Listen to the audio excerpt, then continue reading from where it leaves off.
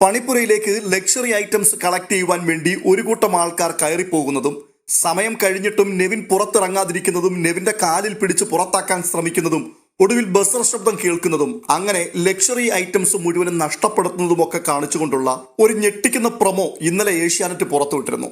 ഈ പ്രൊമോ വിശ്വസിച്ചുകൊണ്ട് നമ്മൾ ഒരു നിഗമനത്തിൽ ഒരിക്കലും എത്തുവാൻ പാടില്ല എന്നുള്ളതിന്റെ ഏറ്റവും ഉത്തമമായ ഉദാഹരണമായിരുന്നു ഈ സംഭവിച്ചത്.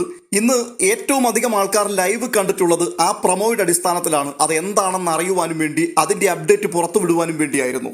പക്ഷേ ഒന്നും സംഭവിച്ചില്ല, ഒരു ചുക്കും സംഭവിച്ചില്ല.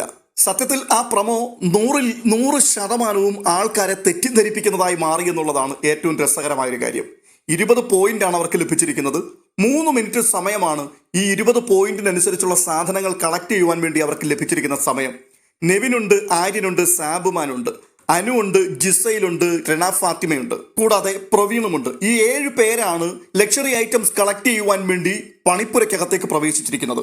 3 മിനിറ്റ് സമയമാണ് അവർക്ക് കൊടുത്തിരിക്കുന്നത്.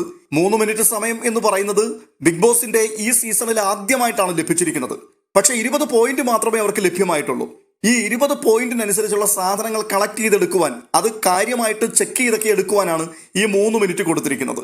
എന്നാൽ 1.5 മിനിറ്റ് ആയപ്പോഴേക്കും അത്യാവശ്യം സാധനങ്ങളുടെ എല്ലാം ലിസ്റ്റുമായിട്ട് ആൾക്കാർ പുറത്തു ചാടി.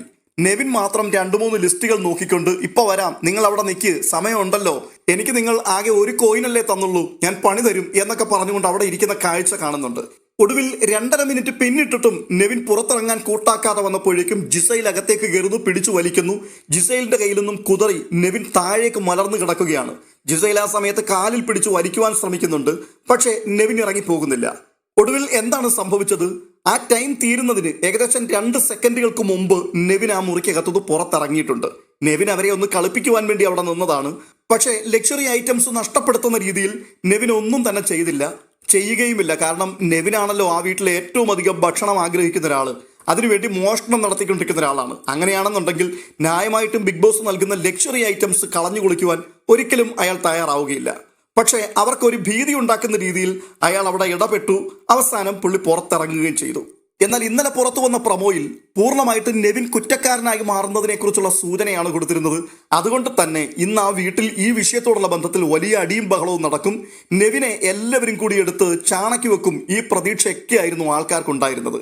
എന്തായാലും ലൈവിൽ ആ സംഭവം കണ്ടു കഴിഞ്ഞപ്പോൾ ഈ മല പോലെ വന്നത് എലി പോലെ പോയി എന്ന് പറയുന്നത് പോലെ തികച്ചും തെറ്റിദ്ധരിപ്പിക്കുന്ന ഒരു പ്രൊമോ ആയിരുന്നു വന്നത് എന്ന് വ്യക്തമായിരിക്കുകയാണ്. അതുകൊണ്ട് തന്നെ നമുക്ക് ഒരു കാര്യം വീണ്ടും വീണ്ടും ആവർത്തിച്ചുറപ്പിക്കുവാൻ കഴിയും. പ്രൊമോ കണ്ടുകൊണ്ട് ഒരിക്കലും ഒരു ധാരണയിലും ഒരു തീരുമാനത്തിലും നമ്മൾ എത്തുവാൻ പാടില്ല.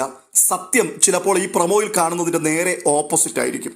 ചുരുക്കി പറഞ്ഞാൽ ഇപ്പോൾ ഈ പുറത്തു വന്നുകൊണ്ടിരിക്കുന്ന പല പ്രൊമോകളും സത്യം അറിയുവാനുള്ള ക്യൂരിയോസിറ്റി ജനങ്ങളിൽ ഉണ്ടാക്കുക എന്നുള്ളതിനേക്കാൾ ഉപരിയായി ചാനലിന്റെ റേറ്റിംഗ് കൂട്ടുവാൻ വേണ്ടിയുള്ള ഒരുതരം തട്ടിപ്പ് തരികിട പരിപാടിയായിട്ടാണ് നമുക്ക് ഫീൽ ചെയ്യുന്നത്. നിങ്ങളുടെ അഭിപ്രായം എന്താണ്? കമന്റായി രേഖപ്പെടുത്താം. മറ്റൊരു അപ്ഡേഷനുമായി വീണ്ടും എത്താം.